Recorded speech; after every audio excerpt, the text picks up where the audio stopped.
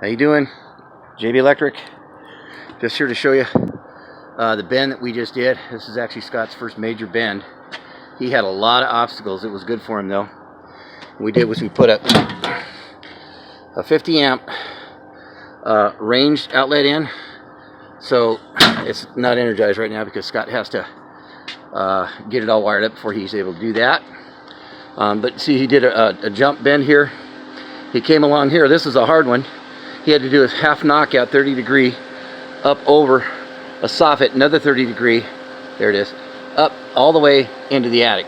This other guy over here is this guy right here is the bend for the solar panels. But this is us right here. You can tell ours, we put a bubble on ours. See that? They didn't. We have a bubble on ours. Ours is straight. But this was a major issue here. Kind of a nice backyard. We could have gone around this way, but it would just been too hard to get over the top of this guy. And then because our destination is on this side. So then what they did is they had to penetrate coming out of the attic and then come down the wall here and do another one of those pop-out bends and come down here. And again, here's Scott finishing it up. He's going into the wall.